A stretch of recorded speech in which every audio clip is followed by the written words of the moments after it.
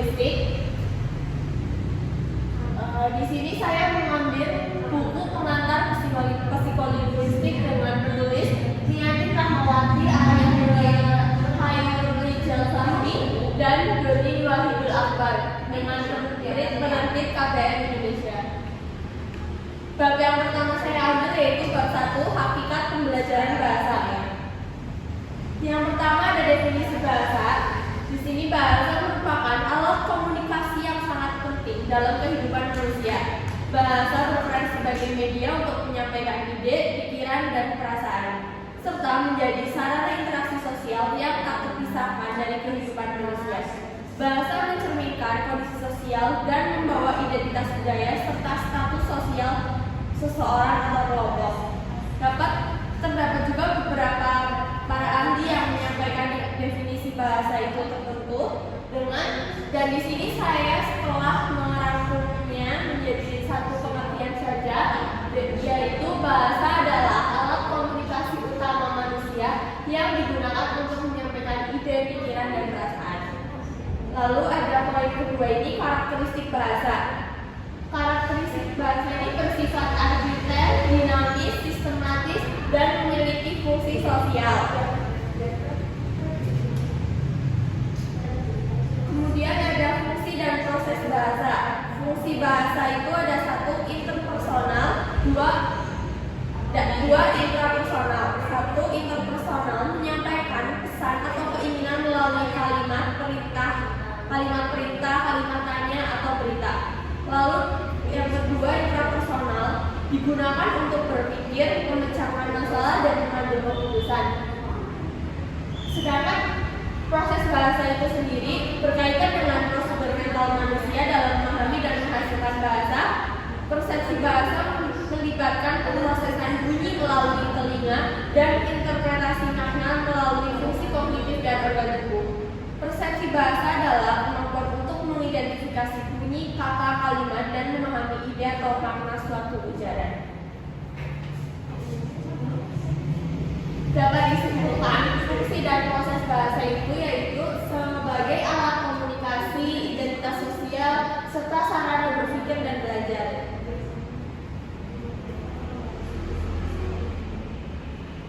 Di sini ada bab 2 dengan judul hakikat psikolinguistik bahasa.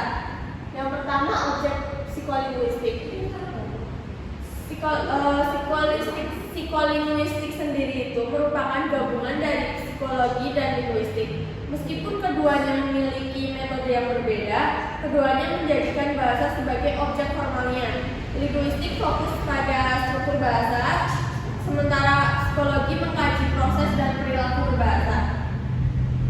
Objek kajian psikolinguistik secara umum meliputi ada 3, 1 pemerolehan bahasa, 2 hubungan antara pengetahuan dan penggunaan bahasa, 3 produksi dan persepsi bahasa. Jadi psikolinguistik ini menjembatani antara psikologi dan linguistik untuk memahami bagaimana bahasa diproses, diperoleh, dan digunakan oleh manusia. Pembelajaran bahasa asing termasuk bahasa Arab sangat dipengaruhi oleh teori linguistik dan psikologi modern, terutama dari Barat. Oleh karena itu, psikolinguistik juga relevan dalam konteks pembelajaran bahasa Arab untuk non-penutur asli. Kemudian ada hubungan bahasa dan psikolinguistik. Hubungannya ini karena bahasa diperoleh sejak lahir melalui proses panjang yang melibatkan beberapa tahap: kompetensi performasi, semantik, sintaksis, dan fonologi.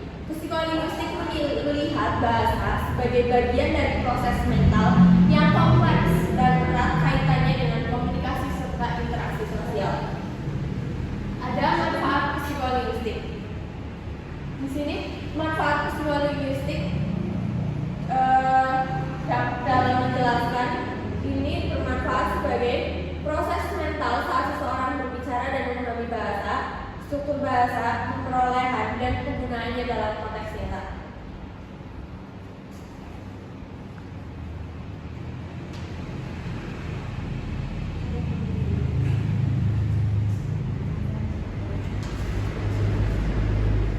Lanjut kepada bab 3, ada historis linguistik dan psikolinguistik.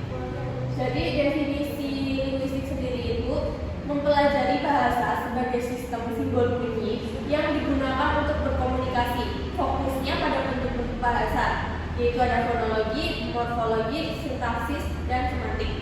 Dan pengkajiannya secara ilmiah dan sistematis. Kemudian ada definisi psikolinguistik itu sendiri, yaitu bidang interdisipliner antara linguistik dan psikologi yang melihat bagaimana bahasa diproses dalam pikiran manusia, fokus pada pemerolehan, pemrosesan, dan produksi bahasa. Ada beberapa poin dari subdisiplin psikolinguistik. Yang pertama, psikolinguistik umum, kedua, psikolinguistik perkembangan, tiga, psikolinguistik terapan, empat, psikolinguistik sosial, ada psikolinguistik pendidikan, lalu neuropsikolinguistik, dan psikolinguistik eksperimental. Perkembangan psikolinguistik ini ada dari generasi pertama sampai dengan generasi ketiga. Generasi pertama ini biasa disebut dengan behaviorisme atau Skinner dengan stimulus dan proses. Lalu generasi kedua biasa disebut dengan nativisme dan kognitivisme. Teori ini disampaikan oleh Chomsky dan Miller. Lalu ada generasi ketiga yaitu integrasi linguistik dan psikologi, analisis konteks, pergeseran pada komunikasi psikologis.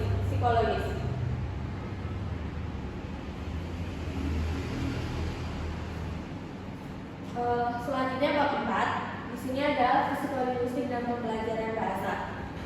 Yang poin yang pertama ada tipe pembelajaran bahasa. Tipe pembelajaran bahasa ini terdapat 2 poin, yaitu naturalistik dan formal. Naturalistik ini dapat kita sebut dengan bahasa diperoleh secara alami tanpa instruksi formal. Jadi ini tuh berjalan dengan sendirinya. Sedangkan formal, pembelajaran bahasa melalui instruksi dan sistem pendidikan.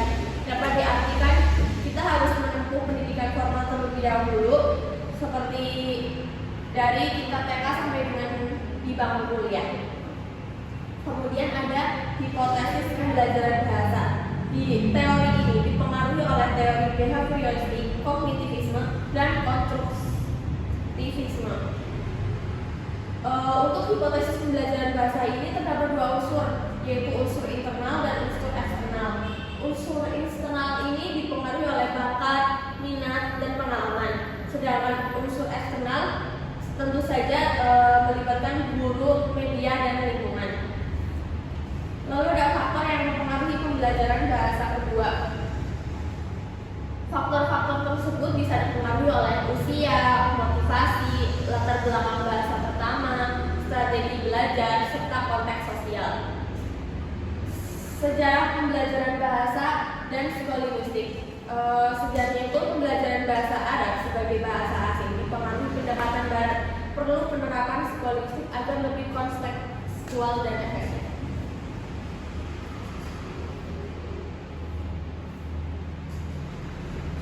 Selanjutnya kita masuk ke bab 5, yaitu teori pengajaran psikolinguistik. Teori linguistik bahasa ini dikemukakan oleh banyak ahli seperti Saussure, Bloomfield, Freud, Chomsky. Jadi banyak versi dalam teori linguistik bahasa. Lalu dapat kita sederhanakan menjadi teori ini adalah berbagai pendekatan dalam linguistik yang membantu memahami bagaimana bahasa diajarkan dan dipelajari. Kemudian dengan yang poin yang kedua, teori pengajaran psikolinguistik. Pengajaran bahasa harus menyertakan pendekatan psikolinguistik. Kenapa? Karena bahasa diproses secara mental. Aktivitas bahasa melibatkan persepsi, pemahaman, dan produksi kalimat.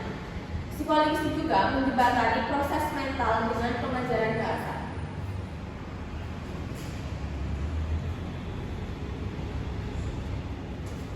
Selanjutnya bab 6, bahasa dan pemerolehannya.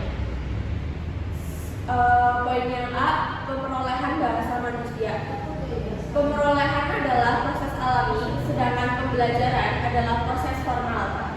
pemerolehan bahasa pertama terjadi secara alami sejak bayi. Lalu pemerolehan bahasa behavioristik. Bahasa diperoleh melalui peniruan dan penguatan. Anak akan belajar kata atau frasa yang diulang dan diperkuat oleh lingkungannya. Kemudian pemerolehan bahasa kognitivistik. Proses pemerolehan bahasa sejalan dengan perkembangan kognitif anak. Bahasa tidak hanya hasil imitasi, tapi hasil pemikiran aktif anak. Jadi dapat disimpulkan pada bahasa dan pemerolehannya ini yaitu anak-anak kita dapat menekankan bahwa bahasa berkembang seiring dengan perkembangan kognitif anak tersebut.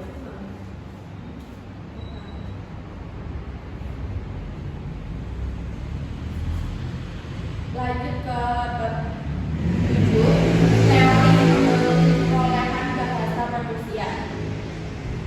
Makna bahasa manusia. Jadi bahasa adalah sistem lambang untuk menyampaikan pikiran, perasaan, dan berkomunikasi.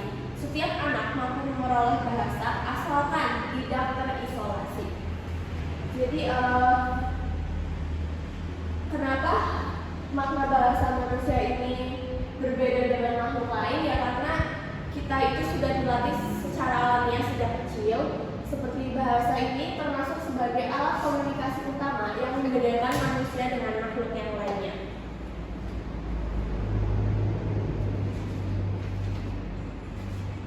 Pemerolehan sintaksis, semantik, dan fonologi. Anak-anak mempelajari struktur kalimat atau sintaksis, makna kata atau semantik, dan pengucapan atau fonologi dalam tahapan yang sistematis atau secara berurutan.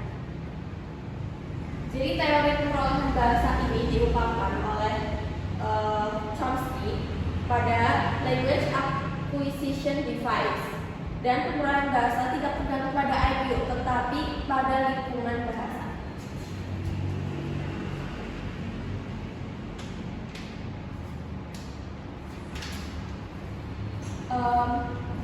Mungkin saya akan menambahkan sedikit tadi bab yang tadi.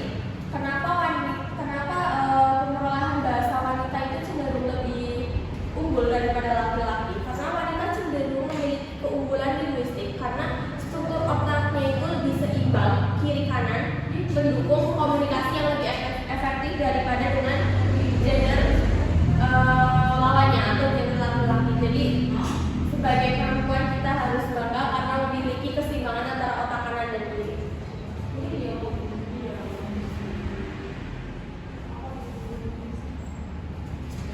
Selanjutnya bab 8.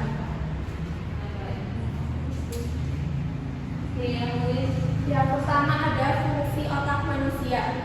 Otak itu sebagai pusat kendali bahasa, area utama atau broca dan break atau pemahaman. Semua kegiatan berbahasa dikendalikan oleh otak secara simultan. Kemudian kemampuan otak manusia. Yang pertama ada otak bayi. Otak bayi itu tumbuh dengan cepat, penting dalam fase awal pemerolehan bahasa. Jadi saat masih bayi itu pemrosesan berbahasanya itu adalah merupakan fase yang paling penting. Kemudian aktivitas otak membentuk sistem linguistik internal. Ada hemisfer dominan, hemisfer kiri itu untuk analitis, logis, dan bahasa, sedangkan hemisfer kanan kreativitas, emosi, dan intonasi. Jadi bahasa ini biasanya dominan ada pada otak kiri. Seperti yang saya sebutkan tadi, keunggulan antara keunggulan otak manusia itu lebih unggul otak wanita daripada otak laki-laki.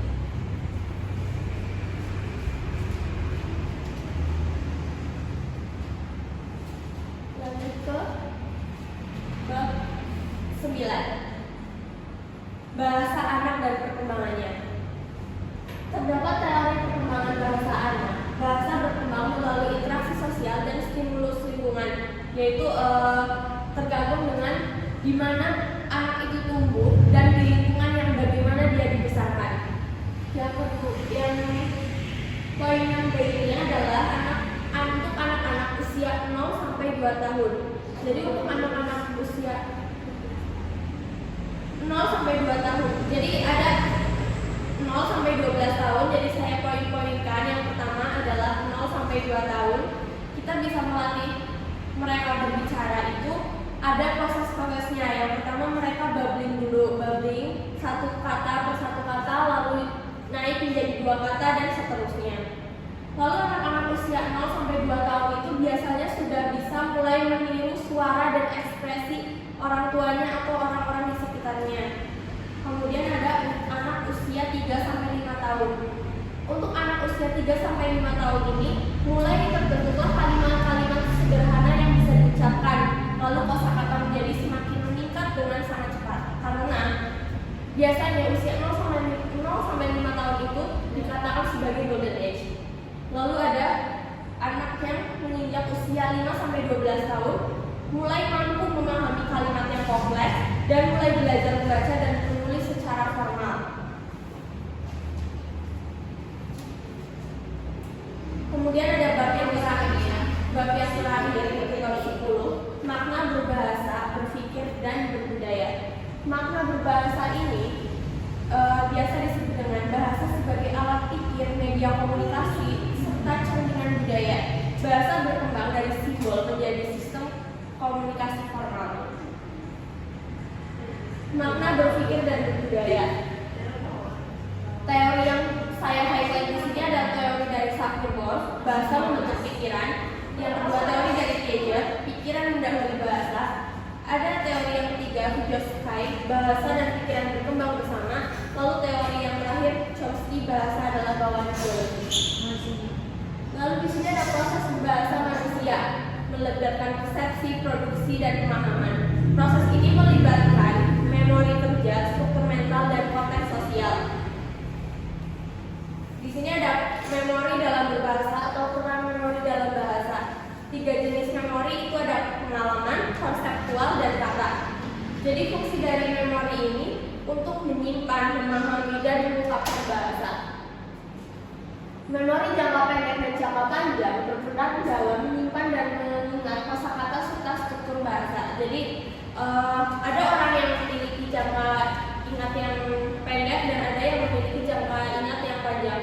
Itu tergantung pada bagaimana dia berkembang, balik lagi pada saat anak-anak. Jadi tapi sebenarnya itu bisa kita tingkatkan dan diolah dengan cara banyak cara-caranya.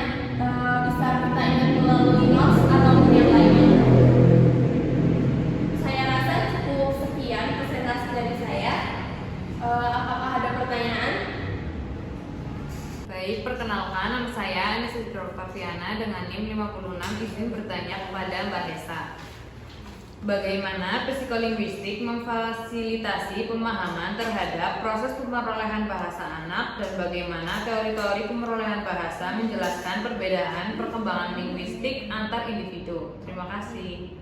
Perkenalkan, nama saya Sendera Dewa Putri dari NIM 2201 nomor 4060. Di sini saya menunjukkan kepada Mbak Hesa dan di dalam PPT-nya dalam bagian keunggulan wanita dalam berbahasa, studi menunjukkan bahwa wanita memiliki kemampuan bahasa yang lebih baik dibanding pria karena struktur otaknya. Maka itu saya bertanya, bisakah Mbak Hesa memberikan contoh dari kemampuan tersebut? Terima kasih. Baik, terima kasih atas pertanyaan dari teman-teman. Yang pertama ada pertanyaan dari Mbak Sandrina. Keunggulan otak wanita dalam berbahasa ini, studi menunjukkan bahwa wanita memiliki kemampuan bahasa yang lebih baik dibanding pria karena struktur otaknya. Pertanyaannya tadi, bisakah memberikan contoh dari kemampuan tersebut? Baik, saya akan menjawab pertanyaan tersebut. Wanita memiliki kemampuan bahasa yang lebih baik dibanding pria karena struktur otaknya yang memungkinkan mereka untuk berbicara lebih cepat dan lebih lancar, serta menggunakan kosakata yang lebih luas. Mereka juga lebih peka terhadap bahasa nonverbal, seperti contohnya ekspresi wajah dan intonasi suara, sehingga mampu menangkap makna tersirat dalam komunikasi. Selain itu, wanita cenderung lebih mahir dalam mengingat informasi verbal dan dapat mengungkapkan perasaan dengan kata-kata secara lebih ekspresif, baik dalam percakapan maupun tulisan.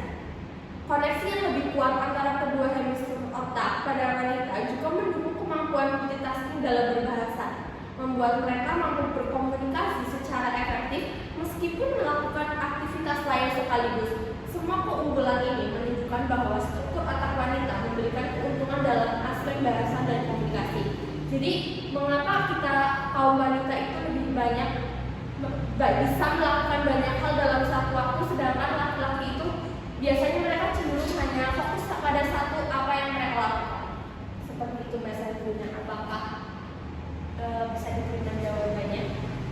Ya, bisa. Baik, lanjut ke pertanyaan kedua. Tadi ada dari pertanyaan Mbak Anissa.